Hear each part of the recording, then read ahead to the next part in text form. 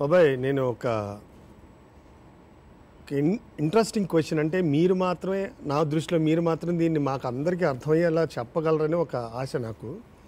మీరు చాలా పాటలు ముందు సినిమాలో రాకముందో లేకపోతే సినిమాలో వచ్చిన తర్వాత విడిగాను రాసుకున్న పాటలు నచ్చి విని దర్శకులు ఆ పాటల్లో వాళ్ళు ఒక సన్నివేశాన్ని ఊహించి లేకపోతే ఆ సినిమాని ఊహించి సినిమాల్లో పెట్టుకున్నారు.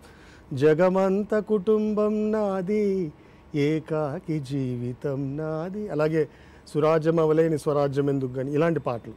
అలాగే కొన్ని సినిమాలకి, అంటే నాకు తెలిసిన ఇన్ఫర్మేషన్ ప్రకారం ఈ సన్నివేశంలో ఒక పాట ఉంటే బాగుంటుందని మీరు వర్మ గారు లాంటి వాళ్ళకి, లేకపోతే జామురాతిరి జాబిలం ఆ సిచ్యువేషన్ క్రియేట్ చేసి ఆ పాట ఉంటే బాగుంటుంది అని చెప్పి ఆ పాట రాసింది, ఆ పాట క్రియేట్ చేసింది మీరేనని చెప్తూ ఉంటారు. అయితే నా ప్రశ్న అది ఏంటంటే, మీరు రాసిన పాటల్లో సినిమాని చూసిన వాళ్ళకి, లేకపోతే ఒక సినిమాలో ఒక పాటని, ఒక సన్నివేశంలో ఒక పాటని ఊహించిన మీకు, ఇలా పాటని సినిమాని ఎలా కలిపి చూస్తారు? ఎలా విడిగా ఎలా చూడడం సాధ్యం? విడిగా చూడటం కాదు అసలు. యాక్చువల్గా ఆ సన్నివేశంలో ఎంత సహజత్వం ఉంటే, దర్శకుడికి ఎంత సుస్పష్టత ఉంటే ఆటోమేటిక్గా ఆ పాట నాది అవుతుంది. ఉదాహరణకి క్షణం తీసుకుంటాం. క్షణంలో కథ అంతా అయిపోయిన తర్వాత ఎప్పుడో ఇంటర్వెల్ తర్వాత స్టార్ట్ అవుతాయి పాటలు. వదద్రతో అక్కడ అతని క్లారిటీ, వర్మ క్లారిటీ గురించి చెప్తాను, మీకు ఆశీర్వాదాలు. అసలు ఆ సినిమా మొత్తం మీద రెండు పాటలు ఉండాలి, రెండు పాటలకే చోటు ఉంది, దేనికి చోటు లేదు. ఆ మనీ అనేటువంటి థీమ్ను మొత్తం తీసుకొచ్చి ఒక సీన్ రాయండి, ఆ సీన్ని పాటగా మారుద్దాం అంటే పాట రాయలేదు, సీనే రాశాను యాజ్ ఇట్ ఈస్. వాళ్ళిద్దరు ₹1,00,00,000 వస్తేనో అని ఊహించుకుంటే, వాళ్ళిద్దరూ ఊహించుకోడు, అతను ఊహించుకుంటాడు.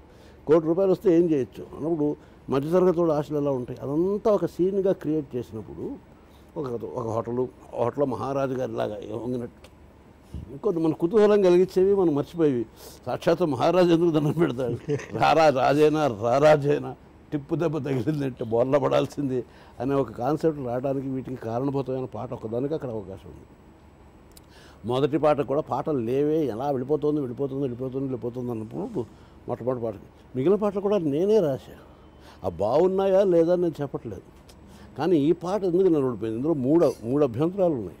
ఒకటి స్లో ట్యూన్, 2 అతిలోక సుందరైనటువంటి శ్రీదేవి ఒంటి మీద బురదలు కొట్టి మొహం మీద ఇంత బురద రాసి అనవసరమైనటువంటి ఒక గోతిలోకి తోసి పక్కనే కూర్చుని అంత సౌందర్య రాశిని చూస్తూ ఏ రకమైన వికారానికి లోనవ్వకుండా పసిపాపం జోగొడుతున్నట్టు జోగొడుతూ వాడు పాడాలి, అలాంటి ఆలోచనే విచిత్రం మొదటిది.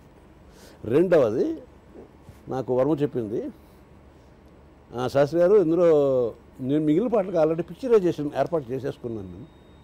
నాకు అక్కడ కావాల్సింది కేవలం శ్రీదేవి, ఆమె హోయలు, ఆమె సంపూర్ణ సంపద, అదొకటే కావాలి. కాబట్టి ఏం తీయాలని నేను ఆల్రెడీ ఫిక్స్డ్, నాతో పే చేయలేదు. కాబట్టి మీరు ఏమి రాస్తారన్నా నాకు అనవసరం, మంచి పాట రాసుకుంటే మీ ఇష్టం, మీ కర్మ, మీ ఇష్టం, మీ కర్మ. కిరణ్ గారు ఏం డ్యూటీ చేస్తారు చేసుకోండి, నేను ఓకే, అది ఎలా పిక్చరైజ్ చేయాలో నేను క్లియర్, నేను అలాగే చేస్తాను. మీరు రామాయణం రాసినా నేను అలాగే చేస్తాను, మీరు ఇంకో చద్దాలు చేసినా రాసినా అలాగే చేస్తాను. అంత క్లారిటీ ఉన్నవాడు. సో అందుకనే అక్కడ నేను ఇందాక చెప్పాను, అరూప భావాలు ఇస్తాం. అందనంత ఎత్త తారా తీరం ఎందుకు అందదంతా అంత. సినిమా కథకి ఏమైనా సంబంధం ఉందా? లేదు కదా. సినిమాకి సంబంధం లేనప్పుడు సినిమా నుంచి వేరుగా చేయడం అట్లాగా. జనరల్గా కూడా అందనంత తారా తీరం అని మనం అనుకోవచ్చు. నందర తందర అతను చూనిచ్చినప్పుడు తమాషా వినడానికి. నేను యాక్చువల్గా రాసింది ఏంటంటే, అందనంత ఎత్త తారా తీరం ఎందుకు అందదందా.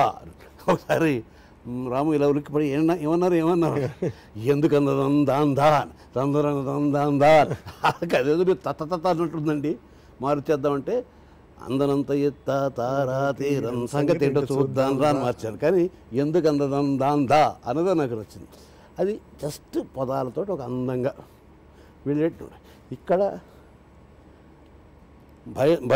భయపడకో చెబుతూ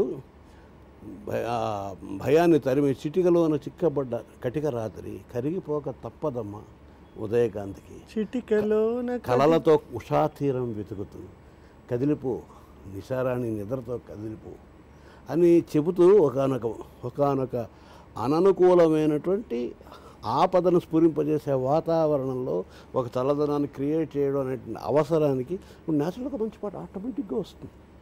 ఆ పాట ఎవరికైనా పాడుకోవచ్చు. ఒక తండ్రి తన పాపకు పాడుకోవచ్చు.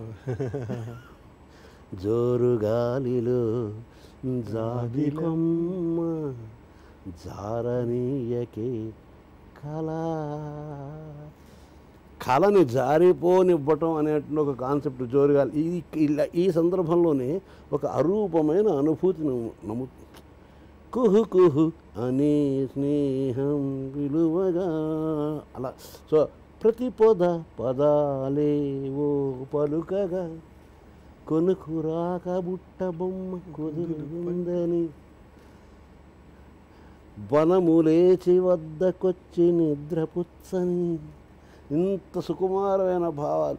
ఈ మొత్తం టోటల్ ఆ పాటను చూసుకుంటే ఇంకా చిత్రం ఏంటంటే అదంతా సెట్లో వేసింది. అది సాక్షాత్ అడుగుని తీసుకొచ్చి దింపాడు. అలాంటి క్లారిటీ సినిమా సిచ్యుయేషన్లో ఉన్నప్పుడు నేను సాధారణంగా మన జీవితానికి అలాంటి సందర్భాలు ఉంటాయి. పాపలు బెదురుతారు వాళ్ళు. అక్కడ శ్రీదేవి కాదు, ఓ పాపాయి. అడవిలో చిన్న పురుగు కదిలితే ఇలా ఉలిక్కి పడే ఒక పాపాయి అనే కాన్సెప్ట్ మనం తీసుకుని నేను విన్నాను కదమ్మా. అలాగే లాలిజో ఎన్నో పాటలు నేనున్నాను కదా. పాపలా నిదరో చాలింకా దీపమై చూస్తూ ఉంటాగా, దీపంలో చూస్తూ ఉంటాగా పాపలా నిద్ర. ఇది ప్రియుడు పడిన పాట అంటే ఎందుకు పాడకూడదు? ప్రియుడు అంటే ఇప్పుడు కామవికారంతో జ్వలించిపోతూ ఉండాలా? పురుషుల్లో తండ్రి ఉంటాడు, బిడ్డ ఉంటాడు, తోడబుట్టినవాడు ఉంటాడు, స్నేహితుడు ఉంటాడు. ఎందుకు చూడలేము? స్త్రీ అదృష్టితోటి, స్త్రీని ఆదృష్టితో ఎందుకు చూడలేము? సో అలా చూస్తున్నప్పుడు ఇలాంటి పాట. సో సహజంగా సిచ్యుయేషన్స్ వాళ్ళు చెప్పేటప్పుడు దాంట్లోంచి అవకాశాన్ని నేను రాబట్టుకుంటాను, నా బాధ్యత. ఎందుకంటే అది దగ్గర తీసుకోదు. ఈ పాట వింటే ఏ సన్నివేశానికైనా పాడవచ్చు. డెఫినెట్గా అప్పుడు మనకి ఒక హీరో గారు గుర్తురాడు, హీరోయిన్ గుర్తురాదు. గుర్తు రాకపోవడమే నాకు కావాలి. సినిమా చూడండి, ఎంజాయ్ చేయండి. సిచ్యుయేషన్ సరిపోయింది కదా అని డైరెక్టర్ గారు ఓకే అనేసారు కదా. ఓకే అని బీజాక్షరాలు పడిపోయాయి కదా. ఆ బీజాక్షరాలు పడిపోయిన తర్వాత డైరెక్ట్గా మీ దగ్గరికి వస్తున్న విషయం వేరు ఇంకోటి. ఇక్కడ చిత్రీకరణలోనూ దాని సౌందర్యంలోనూ దర్శకుడి ప్రతిభలోనూ వాళ్ళ నటనా ప్రతిభల్లోనూ పాడిన గాయకుడి కంఠస్వరం తాలూకు మాధుర్యంలోనూ కనిపిస్తున్నటువంటి నటీనటుల ప్రతిభా విశేషాలు వీటన్నిటినీ మీరు అలౌ చేసినట్లయితే ఇందులోనూ మీదేని వస్తువు రాదు. అంటే ఉదాహరణకి ఒక చిన్న కానుక తీసుకొచ్చి నీకు ఇచ్చాను నీ పుట్టినరోజు నాడు. ఆ కానుక నా స్తోమతను బట్టి అయితే చిన్న ఉంగరం కావచ్చు, లేకపోతే ఒక చిన్న పువ్వు కావచ్చు, లేకపోతే ఒక చిన్న ప్లాస్టిక్ ముక్క కావచ్చు, ఏదో ఒకటి కావచ్చు. వాట్ ఎవర్ ఇట్ ఈస్, నువ్వు దాని వాల్యూని బట్టి, దాని ఖరీదుని బట్టి నేను ఇచ్చే అక్కర్ని బట్టి ఇస్తావు. కానీ నేను అలాగే ఇచ్చేస్తానా?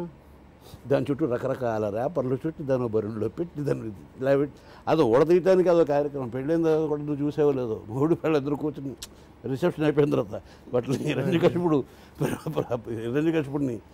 చీల్చినట్టుగా చీల్చి వెతుక్కుంటుంటారు. సో ఇవన్నీ పొరలు దాటిన తర్వాత నువ్వు నీ ఉత్సాహం సేపు అందులో ఏముందో చూడడానికి. అలా చిన్న తాజ్మహల్ బొమ్మ ఒక ప్లాస్టిక్ ఉంటుంది, అయినా సరే నీ ఎగ్జూబరెన్స్ చాలా ఎక్కువ ఉంటుంది. బహుశా నువ్వు చింపేసిన రేపటి దానికని ఖరీదైంది అయ్యి ఉండొచ్చు. కానీ నీకు ఆనందాన్ని కలిగించే వస్తువు మాత్రం దాని ఆ పొరల చాటు ఉంది. అలాగా ఆ అవకాశాన్ని తీసుకుని నీ ఆనందం కలిగించే వస్తువుని ఇస్తున్నాను. ఇది గుర్తు చేయటం మాత్రమే. ఒక్కసారి అవి మరిచిపోవడం ద్వారా ఇది గుర్తుకొస్తుంది.